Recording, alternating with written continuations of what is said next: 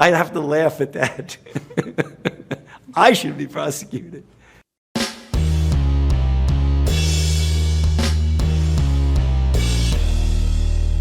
How's everybody doing? My name is Anthony Brian Logan, and today we got to talk about this now viral article from The Atlantic called "Let's Declare a Pandemic Amnesty." Basically, what they're trying to say is this.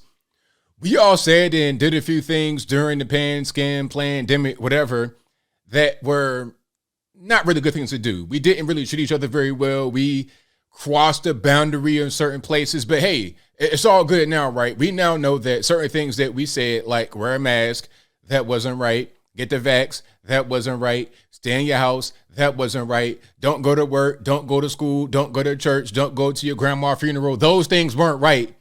So rather than any kind of, negativity, any kind of grudges being held, let's just declare all of that just water under the bridge and let bygones be bygones. Now, personally, I'm not necessarily a really mean guy, an evil spirited guy. And I like to let things go. I don't really hold grudges that much. But some of these things, are unforgivable because people went through a lot and they're still going through a lot as a result. You're talking about lives ruined. People deleted themselves. Family members are gone. It was crazy. I remember, I don't want to get too personal, but I've experienced some things as a result of the pandemic. Put it to you that way. I've experienced some things that I will never be able to forgive because I can't get that time back. That time where I should have been somewhere where I really wanted to be and I couldn't be there because of certain restrictions. I will never get that time back. I will never forgive them for what they did. Now, before we get any further into my opinion, getting triggered and whatnot, let's go ahead and not roll the clip. Let's go ahead and read this article here. This article is going to be kind of what we focus on. And you see the headline, "Let's declare a pandemic amnesty. We need to forgive one another for what we did and said when we were in the dark about the virus." Now, one thing about this, the subhead is already kind of gaslighting.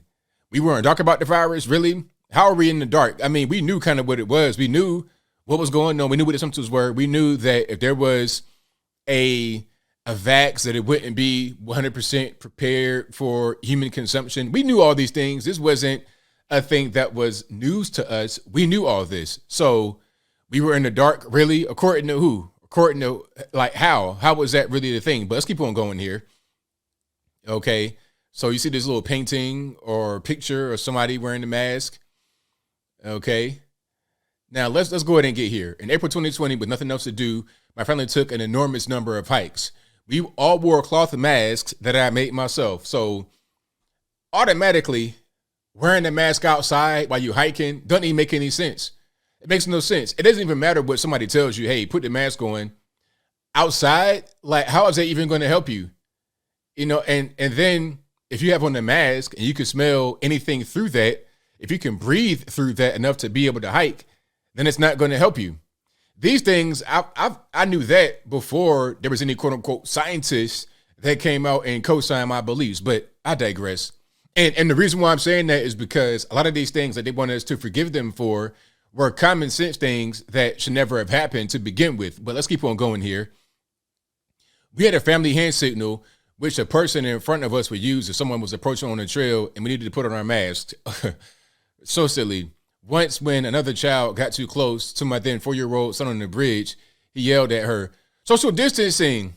Oh, that was crazy. Remember the stickers on the ground?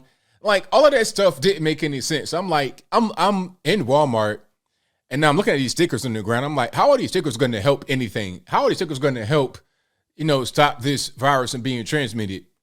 Okay, you got to go to the bathroom. You're going to be around a lot of germs and stuff there. You're going to be in a public place. And then beyond that, you have stickers on the ground in Walmart. Meanwhile, mom and pop shop gets closed down altogether because of virus restrictions. But Walmart can stay open because they're quote unquote essential. Just the silliest thing. So you're going to shut down the smaller businesses and funnel all the traffic that would normally be at the smaller businesses into one bigger place. Does it make any sense? No, it doesn't. Again, common sense was not followed here because of fear. And this cannot happen anymore. We cannot abandon our common sense because we're afraid of a particular thing. Let's keep on going. These precautions were totally misguided. In April 2020, no one got the virus from passing someone else hiking. Outdoor transmission was vanishingly rare. Our cloth masks made out of old bandanas wouldn't have done anything anyway. But the thing is, we didn't know. Well, that's kind of your fault, really, for not knowing. I mean, most of us knew. Most of us understood, okay, that birthday hat mask on your face is not going to do anything. That bandana you have over your nose ain't going to do anything. We knew that. So why didn't you know that? Again, you caught up in fear. But anyway, I've been reflecting on this lack of knowledge thanks to a class I'm co-teaching at Brown University on the virus. We spent several lectures reliving the first year of the pandemic, discussing the many important choices we had to make under conditions of tremendous uncertainty, fear again.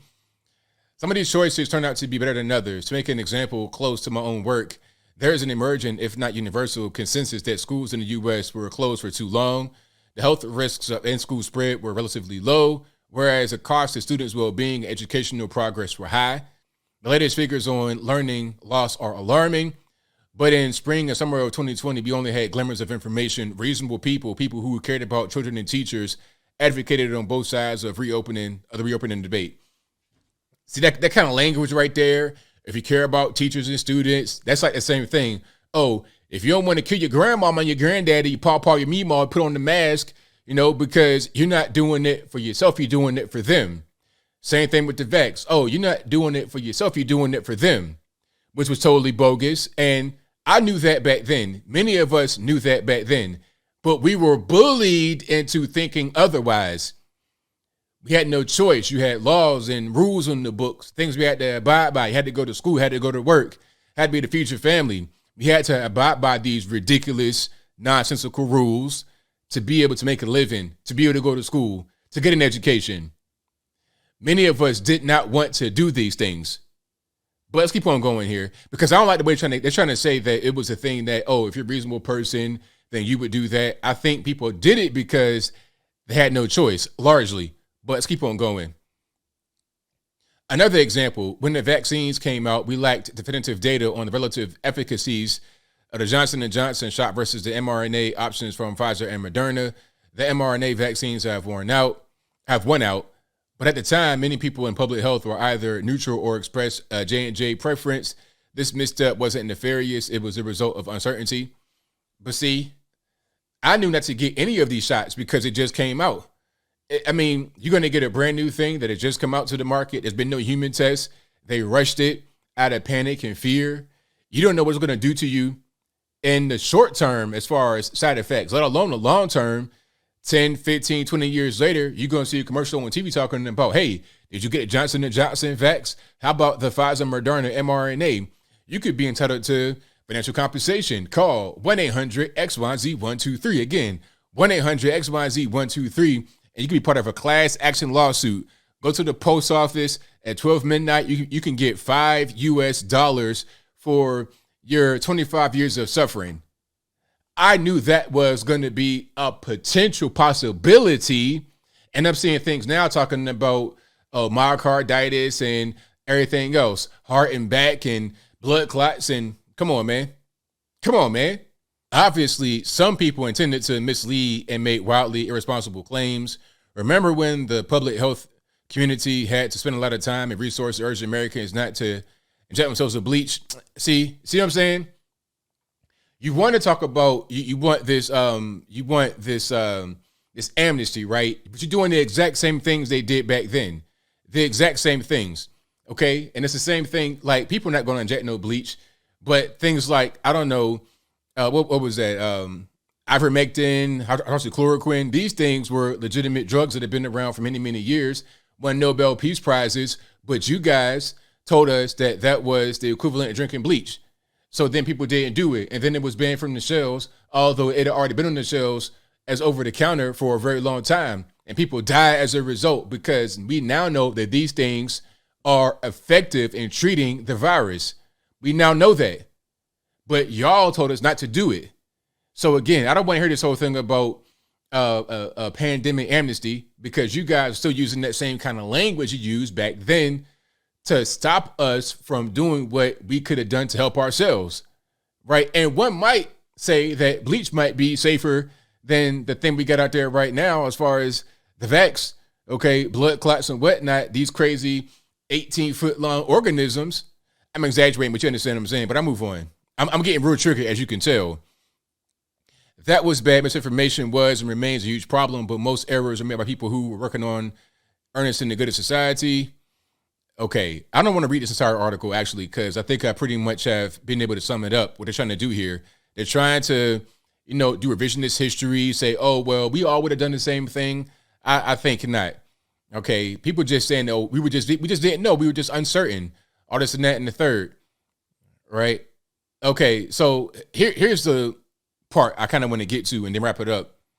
We have to put these fights aside and declare a pandemic amnesty. We can leave out the willful purveyors of actual misinformation. Here we go again. While forgiving the hard calls that people had no choice but to make with imperfect knowledge, LA County closed its beaches in summer 2020. Ex post facto, this makes no more sense than my family's max hiking trips.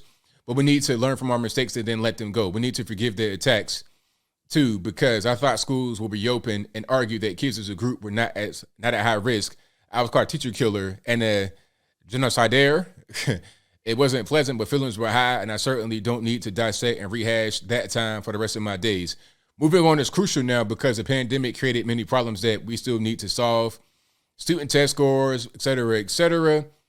Okay, now let me see. Talking about vaccine, like regular vaccines. Yeah, I'm not really feeling this too tough. I'm not feeling this because it reminds me, what I get from this article is that the person is trying to just gloss over the obvious things that were done to the American people, negative things that were done to the American people, the obvious, I guess you would say, mistakes that were made. Let me come back so you can see me clearly. They're trying to gloss over what they did to us, while at the same time using some of the same language. So then when this comes around again, they can go right back to the same language they used before and try to justify new rules on us. Oh, well, you don't want to hurt your grandma, hurt your grandpa. What about back then? Well, that back then, we had limited knowledge back then, and that's water under the bridge. You should let it go, okay? Don't hold grudges. Don't be so upset and triggered and butthurt. Move on from that. But now, in this brand new scandemic, we're going to use some of the exact same language used before, and we'll do the exact same thing, and it won't be an issue to worry about the other thing that happened because that's water under the bridge. But as I close, I want to say this. I mean, as I said before, I'm not really a hateful guy. I'm a fun-loving kind of guy. Like to crack jokes and smile and all this and that. But some of these things I'm not going to be able to let go. And the reason is because if I let it go, then it would happen again. I need to remember what people did, hold them accountable. So then when they come back in 5 years and try like I forgot about it and try to do the same thing over again, but like, no. I remember what you did back in 2020, 21, 22. I remember that article you wrote talking about let's forget about it. I remember all those things that you did. So here we are 5-10 years later. I'm not going to allow you to repeat the same thing that we did back then because I remember and I did not let it go. But I think I'll leave that right there for now. And what say you? How do you feel about this article? Should we just bypass all of what they did to us back then, back in the past couple of years? Whatever your thoughts are, y'all let me know in the comments below. You guys pretty much know where I'm at with it. I think that this article was ridiculous. And the whole thing about forgiving them people for what they did to us was ridiculous because, I mean, there was so much I could really talk about that happened during the pandemic. People's lives turned upside down, ruined, ended. No. I'll move forward from myself. I'm not going to stay in the state of bitterness and upset and have my mind there. But I will never forget it. I will never forgive them. I'll move on, but I will remember who did it, why they did it, what their words were forever. But whatever your thoughts are, please let me know in the comments below. And that's all I got to say for this video. If you like what you heard, please comment, rate, share, and subscribe. Peace.